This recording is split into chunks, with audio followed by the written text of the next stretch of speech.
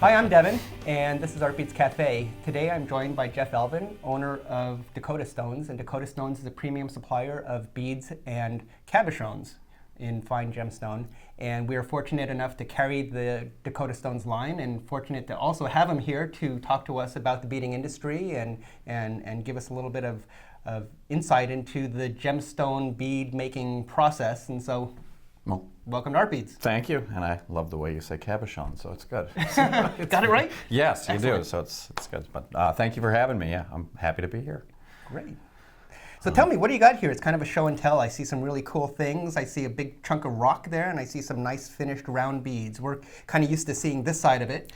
Tell me about what's going on over there. Yeah, so I kind of wanted to give you a little bit more insight into where it starts. I mean, it's obviously starting with a chunk of rock and how it gets processed down from rock, you know, that's dug up in either large sizes, some of them can be down to a smaller size, and how it makes it all the way down to a finished product, and how we select that, and from pattern to whether or not it be matte or polished, or how we want it to be processed. It's really interesting. I mean, this rock, it looks like a rock that I'm going to find in my backyard almost. Yeah, and that's kind of the interesting thing, and what I spend a lot of my time when I travel and look at rocks, and I spend a lot of time licking a lot of rocks. Oh yeah? Well, yeah. Hopefully you have Those a water bottle, tastiest, but yeah, these are, but when you, and then you have to actually kind of take rocks, cut into them, and see how they're going to translate, and you can see, you really can't judge any book by its cover or any rock by the way you see it in its stone form. And then you can see this is the same material and how different it translates what across. Kind of, is that a jasper? What kind of rock is that? Is that a jasper? That's a jasper. It is a yeah. jasper. So it's a dolomite, but it's been known as a jasper. They're kind of in the same families. But it's Red Creek jasper. Some people call it Cherry Creek. They call it Picasso. So naming conventions get to be a little tricky when you're dealing with language barriers and all across the industry and naming conventions. But we call it Red Creek. That's what it's sold on Artbeads as, and we're sticking to it. Okay, all right. So then there's obviously a lot of different colors in here. Is that based on why is it so? Why is there so much variance in the stone? Yep, it's going to be based on mineral content, heat, pressure, and materials like this get to be really tricky when you're cutting them based on all the different, so it starts off based on, you're going to get a lot of greens and tans in this material. The next piece of material you pick up might have a lot of these darker greens and reds. And so as you start to process them into slabs like this material would be cut down into slabs and moving more towards shapes. But then the sorting process and how a bead is going to look and how you'd want it to translate into a strand becomes pretty important along the steps as we're moving through it. And that's somebody's job, just to kind of translate that into, from once they cut a bunch of these beads, somebody will lay them out and figure out which beads and sort them for quality. They'll sort them and try and remove any ones that might have any pitting or pocking that got all the way through the process.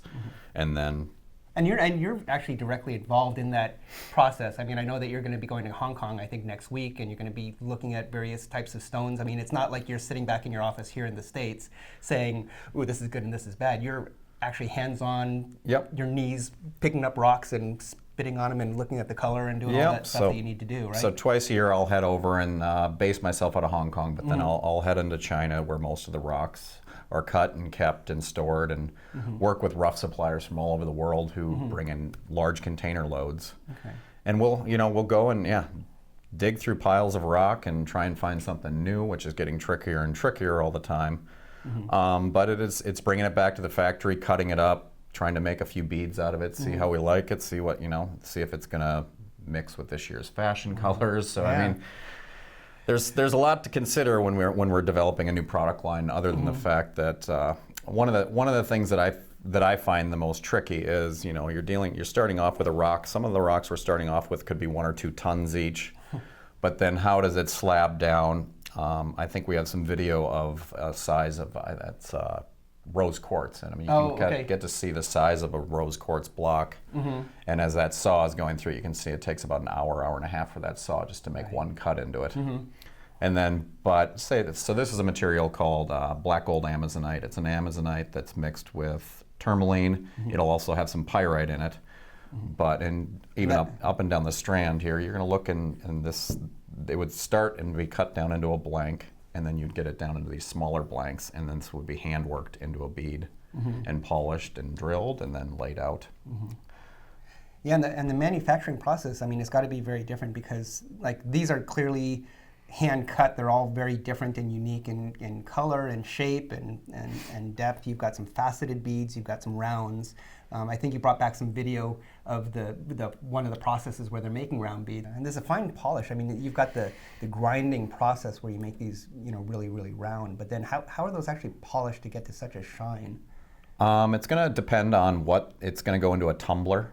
So depending on how hard the material is, you're going to drop in basically a group of beads anywhere between 100 to, depending on the size, to up to 1,000 beads. And depending on how hard the material is, you might just use, a lot of times they'll use bamboo as a polishing agent, really? and it'll just tumble through and use that. If it's a harder material, you're going to need to use maybe some type of resin and polish to get a fine.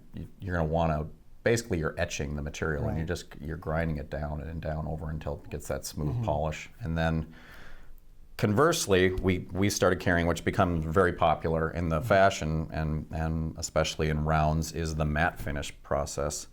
It's kind of a misnomer. Everyone assumes that the matte polish just never went through the polishing process. They just left it a stage short, but it actually goes through the polishing process, and then you're putting it back in with a really fine grit. And so it's actually processed more than the fine. It's one step further. So that's interesting. I had no idea. So, and one of the questions that comes up a lot of times with our customer service team, and we'll get emails from customers, are asking about some of the processes for enhancing or coloring beads and some of the gemstones. And I know that color enhancement is a process that's been going back for thousands of years, and for certain stones.